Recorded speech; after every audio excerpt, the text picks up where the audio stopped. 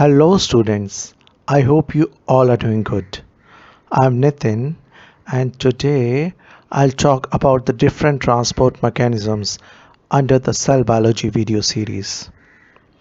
Well, as we all know that the plasma membrane is selectively permeable to small molecules.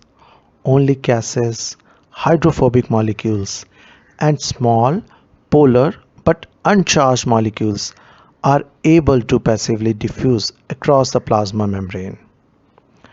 Large, uncharged polar molecules and charged molecules of any size are unable to cross the plasma membrane by passive diffusion.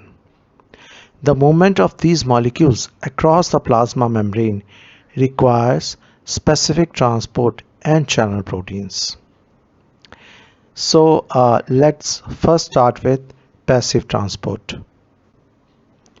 In passive transport, movement of molecules occurs along a concentration gradient, which means high concentration to low concentration.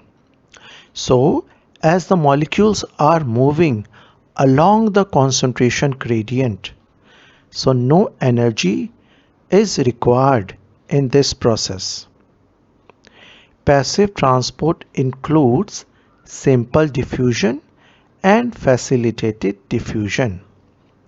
Simple diffusion is the passive movement of small or hydrophobic molecules across the membrane without needing any protein carrier or ATP energy.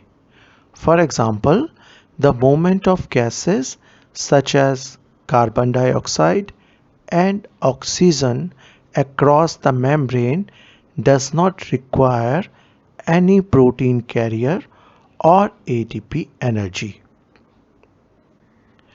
Next is facilitated diffusion.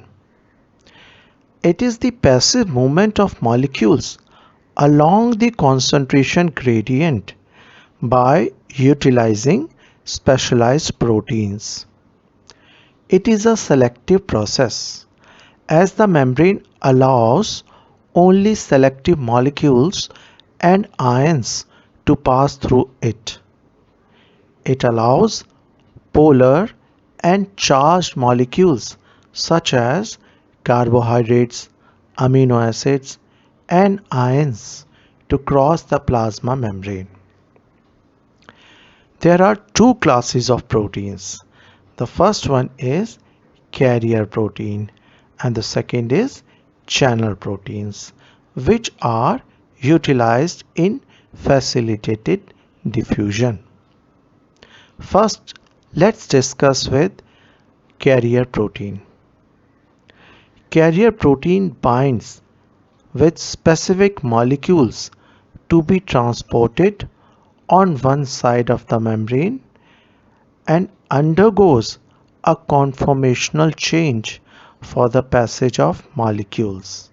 For example, glucose transporter is a type of a carrier protein for the transport of glucose.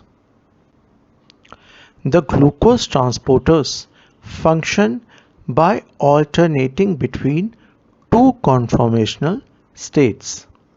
So as you are seeing in the first picture, a glucose binding site faces the outside of the cell.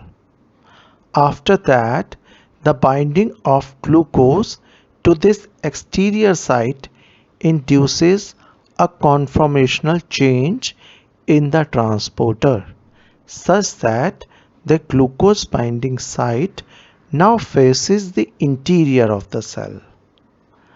It is a mechanism by which glucose can be released into the cytoplasm. After the passage of glucose, the transporter returns to its original conformation. Next is channel protein. It forms open pores through the membrane, allowing the free diffusion of any molecule of the appropriate size and charge. Under this, first is aquaporins. These are channel proteins through which water molecules are able to cross the membrane. In plant cells, it helps in water transport up the stem and also regulates transpiration in leaves. In animal cells, aquaporins help in the maintenance of water balance in the brain and also helps in the release of sweat from the skin. Aquaporins are generally impermeable to charged ions. Well, the next type of channel protein is ion channel, which mediates the passage of ions across the plasma membrane. So, as you are seeing in the picture, there are few properties of ion channels. First, the transport through ion channel is very fast. As per studies, more than 1,000,000 ions per second flow through open channels, which is approximately 1,000 times greater than the rate of transport by carrier proteins. The second property is that ion channels have narrow pores.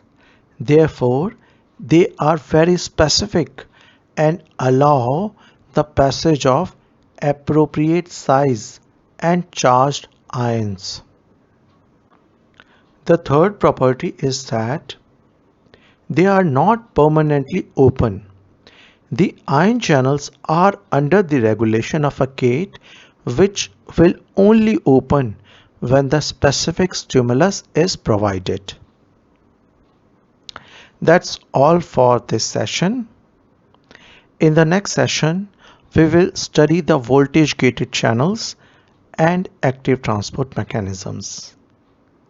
I'm really grateful to Archana ma'am for her continuous support in cell biology video series. Many thanks to all of you for listening and appreciating our videos. Please subscribe to the channel Mentorship Towards Sure Abundance. See you next time. Stay blessed and keep learning.